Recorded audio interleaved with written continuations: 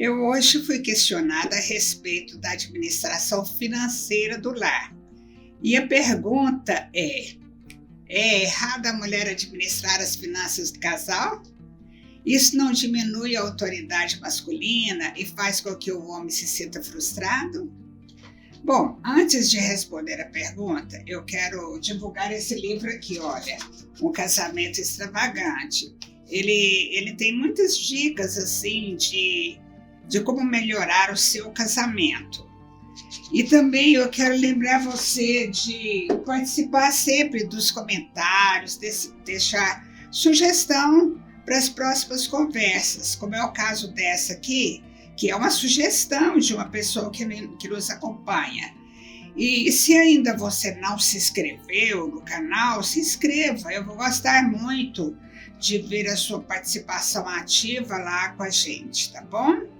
Esse assunto é bem específico, porque se trata-se de um tema que vai além de uma simples administração, pois envolve uma tradição extremamente arraigada.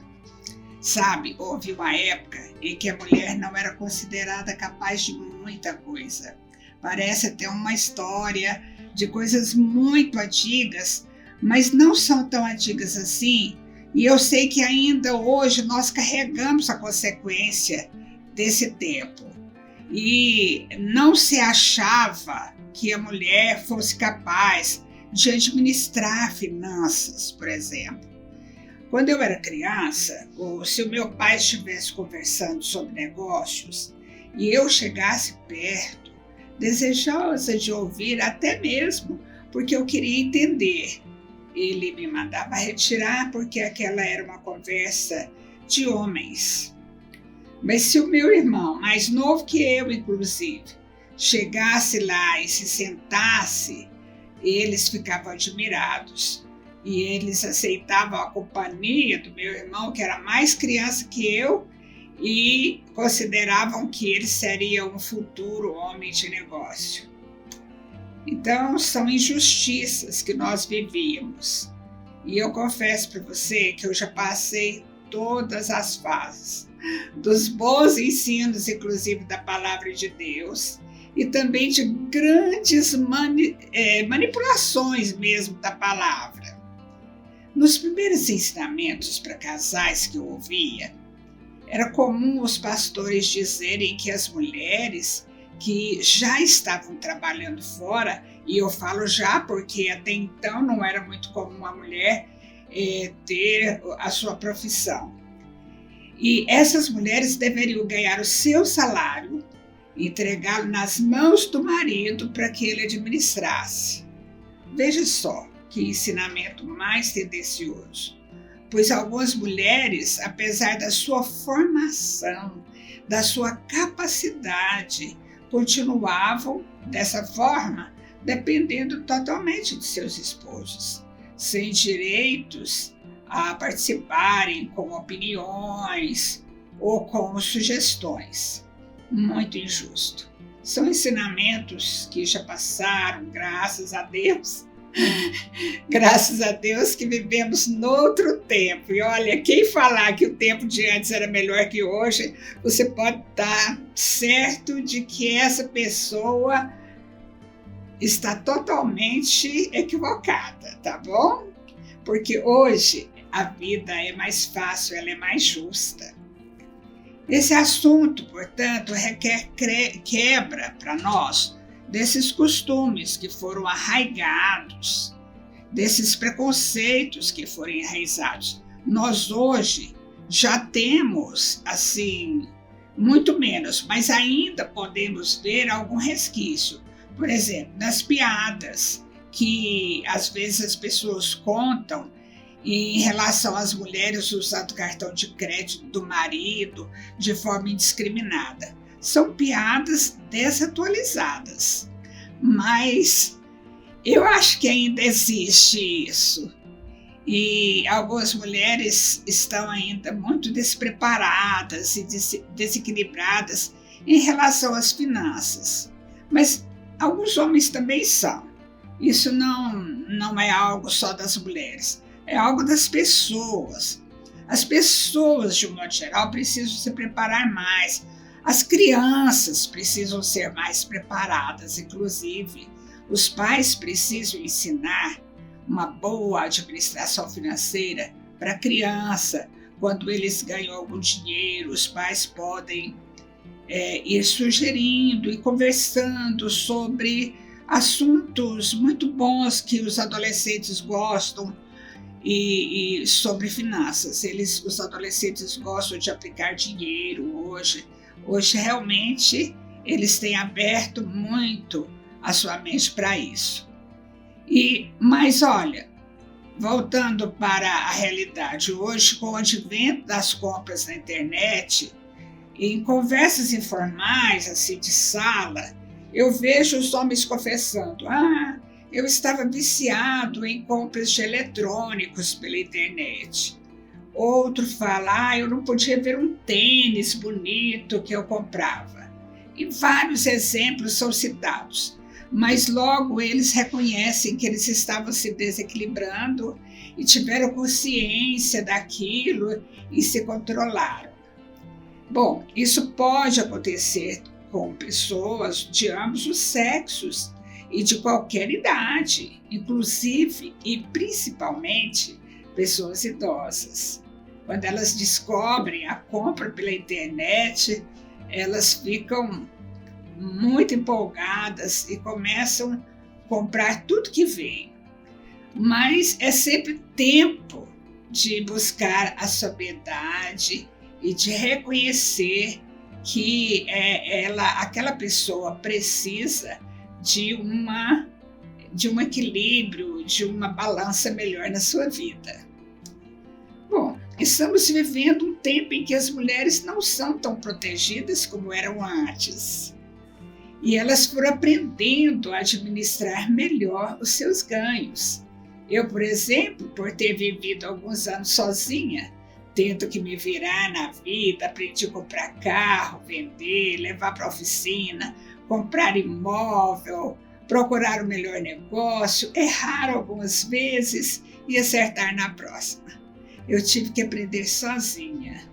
Hoje eu me considero melhor preparada para as negociações. Agora, junto com meu esposo, eu posso dizer que eu formo uma parceria com ele. Mas formar essa parceria é uma conquista. E é uma conquista lenta, pois a mulher precisa ainda demonstrar a sua capacidade em tudo que ela se envolve. Talvez as finanças da família estejam passando por um período difícil e seja necessário que essa parceria funcione para que as finanças fiquem melhor administradas. O marido nem sempre é um bom administrador, mesmo porque nem todas as pessoas são. Mas junto com a sua esposa, ele pode fazer coisas grandiosas. E essas coisas podem acontecer e a vida pode mudar.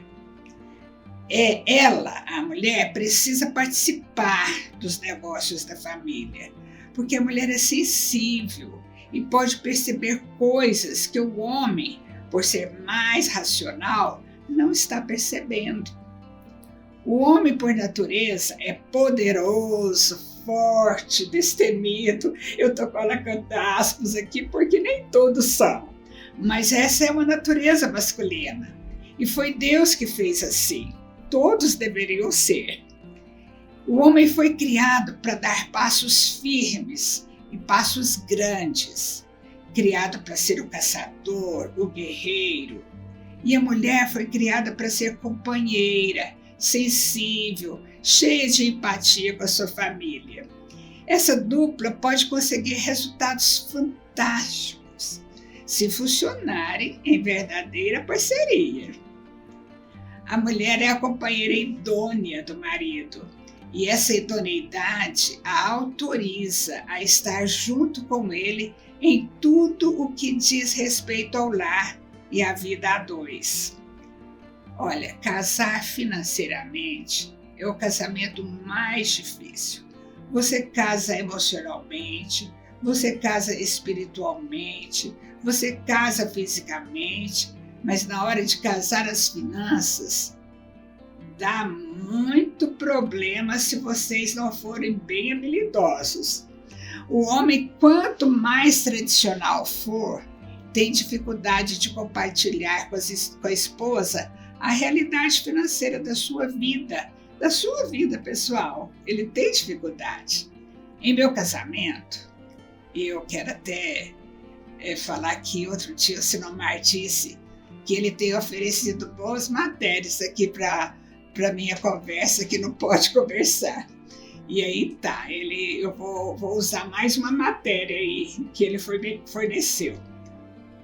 No meu casamento, então, eu demorei um bom tempo para saber quanto ele ganhava e como era a sua administração geral. Porque nós já nos casamos, já maduros, e ficou mais difícil isso ainda. Isso é mais difícil, no meu caso, do que no caso de alguém que casa ali com seus 20 e poucos anos. Fica mais fácil, porque os dois estão aprendendo juntos. E no meu caso, como foi o segundo casamento, cada um já tinha a sua forma de administrar, já tinha a sua cabeça. Então não foi fácil. Eu lembro que logo de início eu passei a tomar conta do pagamento das contas de casa, como pagamento de funcionários, condomínio, telefone.